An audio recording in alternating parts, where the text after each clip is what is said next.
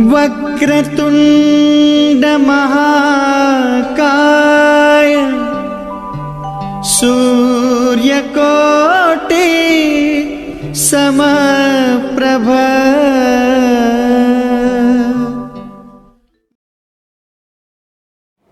नमस्कार, मैं आपका बहुत बहुत स्वागत करता हूं अपने चैनल पे। तो आज इस वीडियो में हम लोग श्रावण मास के पूजा विधि और व्रत पालन की संक्षिप्त जानकारी लेंगे। तो जैसा कि मैंने पहले भी बताया कि इस माह जो श्रावण मास है वो सोमवार से प्रारंभ हो रहा है और समापन भी सोमवार के दिन ही होने वाली है। तो इस सावन जो आप व्रत और पूजन विधि करें तो ऐसा क्या करें जिससे कि आपके आराध्य, हमारे आराध्य, हम सबके आराध्य प्रसन्न हो।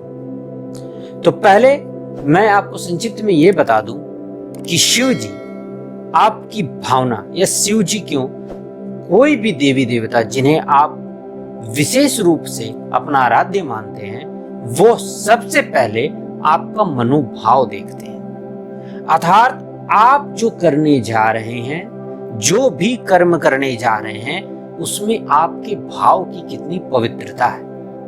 यदि उस पवित्रता को आपने प्राप्त कर लिया तो आपकी पूजन में कितनी भी त्रुटि या कमी रह जाए आपका पूजा सफल होना निश्चित है। फिर भी मैं कुछ संक्षिप्त में जो पूजा सामग्री और विधियां हैं उन्हें मैं बता देता हूं।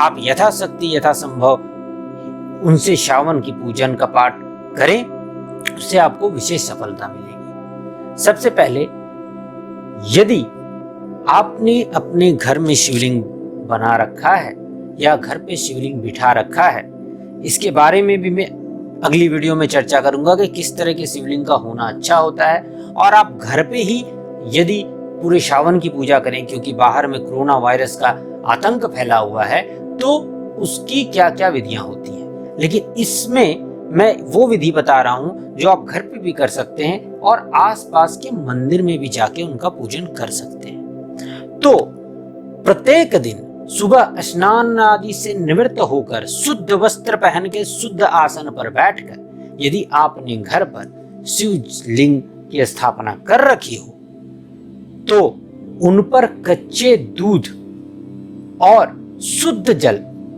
यदि गंगा जल हो तो उन्हें गंगा जल मिश्रित शुद्ध जल, यथाशक्ति आपकी जैसी हो वैसे ही उन पर रोज अभिषेक करें।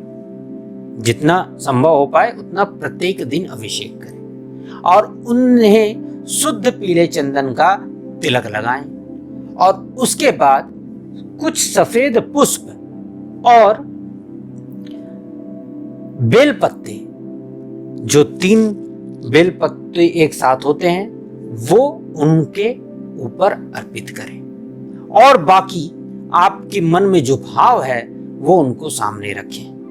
हर मनुष्य का अलग अलग भाव है, उस हिसाब से उनसे प्रार्थना करें और मन शांत कर कर उनकी पूजा करें। और यदि हो सके तो उनकी आरती कर लें। ये प्रत्येक दिन के कर्म मैं आपको बता रहा हूं। यदि आपके घर में आपने शिवलिंग की स्थापना नहीं कर सकी है तो आप उनकी तस्वीर ले आएं, जिसे शुद्ध रूप से रखें और उन पे गंगा जल का छिड़काव करके भी आप पूजन कर सकते हैं। लेकिन मेरा ये अनुरोध है कि अगर आपने शिवलिंग ना भी रखा हो तो इस श्रावण अपने घर पे शिवलिंग की स्थापना करें। कैसे शिवलिंग की स्थापना करनी है वो मैं आगे की वीडियो में बताऊंगा, आप वहां देख लीजिएगा। अब दूसरी बात, ये मैंने प्रत्येक दिन के आपको बताए और पूरे मास आपको स्वास्थ्विक रहना है। ये सबसे बड़ा कर्म है आपका, ये भी मैंने अपनी पिछली वीडियो में बताया है। और स्वास्थ्विक रहते हुए प्रत्येक सोमवार यदि आपसे संभव हो पाए तो प्रत्येक सोमवार को यथाशक्ति यथासंभव व्रत रखें। यथाशक्ति यथासंभव कहने का तात्पर्य मेरा यह है कि जो फलहार पे ही व्रत रख सकते हैं वो फलहार पे व्रत रखें, अर्थात पूरे दिन व्रत रखा और जल या पानी का सेवन किया और संध्या काल जब अपने आराध्य की पूजा आपने कर ली, जैसा कि मैंने कहा है, दूध और जल से अभिषेक करते हुए और फूल पत्ते चढ़ाकर उनकी आरती करने के उपरांत फल का और मिष्टान वस्तुओं का सेवन करके व्रत रखें। यदि आपके शरीर इसमें सामर्थ्य नहीं है तो एक समय का भोजन अर्थात संध्या के पूजन के उपरांत एक समय का भोजन आप कर सकते हैं, लेकिन वो सात्विक हो और वो पूर्ण रूप से किसी भी तरह से सात्विकता का उल्लंघन ना करता हो।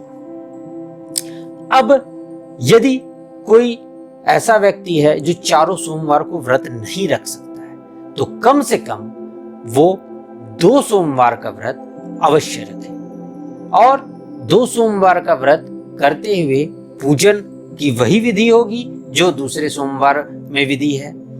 और यदि संभव हो सके तो प्रातः काल सुबह उठकर आप नहा धोने के उपरांत आपके घर के आसपास जो भी शिव मंदिर हो वहां पर नंगे पांव पैदल चलते हुए जाएं और जल, शुद्ध जल अपने घर से ही और कच्चे दूध अपने घर से ही लेकर जाएं और उन पर चढ़ाते हुए वहां पे भी बेल पत्ते समर्पित करें। याद रखिएगा, मंदिर ऐसा हो जहां पे प्रत्येक दिन पूजा होती हो, अर्थात चार्ज्ड मंदिर हो, क्योंकि जब जिस स्थान पर प्रत्येक दिन पूजा पाठ होता हो और उनका ध्यान होता हो उस जगह पर महादेवों का स्थान स्थापित होता है और वहां पर की हुई पूजा आपको जल्दी स्वीकार होती है। अब इसके साथ साथ यदि आप माह के चारों सोमवार या 4 ना हो सके तो किसी भी एक सोमवार को यदि रुद्राभिषेक करवाएं तो ये आपके लिए बहुत अच्छा होगा। और रुद्राभिषेक करवाने के साथ साथ किसी योग्य ब्राह्मण के द्वारा करवाएं। आप महामृत्युंजय का यथाशक्ति यथासंभव खुद से प्रत्येक दिन जप करें, क्योंकि ऐसा माहौल चल रहा है पूरी दुनिया में, युद्ध, आतंक, कोरोना और चारों तरफ ही विभिन्न आपदाओं का माहौल चल रहा है और ये अभी काफी समय तक आने वाले कुछ महीनों तक रहने वाला है। तो इससे अपने परिवार और अपनी सुरक्षा के लिए प्रत्येक दिन यथाशक्ति यथासंभव हो सके तो पूरी 1 माला, हो सके तो 2 माला, हो सके नहीं हो पा रहा तो 21 बार और नहीं तो कम से कम 11 बार आप महामृत्युंजय का पाठ प्रत्येक दिन शिव बाबा के सामने बैठकर अवश्य करें। जिन्हें महामृत्युंजय का जप करने में किसी कारण से उच्चारणवश दिक्कत आ रही हो या उनको ठीक से पता ना हो, वो कम से कम ओम नमः शिवाय का जप 108 बार अवश्य ही करें और प्रत्येक सदस्य को ऐसा करने बोले। ऐसा करने से मानिए जिस सावन जब समाप्त होगा आपके कई विपदाओं को नष्ट कर चुका होगा और आपके परिवार में खुशहाली भर के जाएगा। भले ही समाज का अवस्था कैसा भी चल रहा हो, लेकिन आपका परिवार सुरक्षित और सौम्य रहेगा। साथ ही साथ अपने कल्याण के साथ साथ समाज और देश के कल्याण के लिए भी प्रत्येक दिन ईश्वर से प्रार्थना करें, क्योंकि आपका समाज सुरक्षित होगा, आपका देश सुरक्षित होगा, तभी आप पूर्ण रूप से सुरक्षित होंगे। अर्थात पहले अपना और अपने परिवार का, फिर अपने समाज का और अपने देश का और उसके बाद अपनी पूरी पृथ्वी और पूरे ब्रह्मांड का शुभ चिंतन करते हुए ही अपने पूजन को संपन्न करें।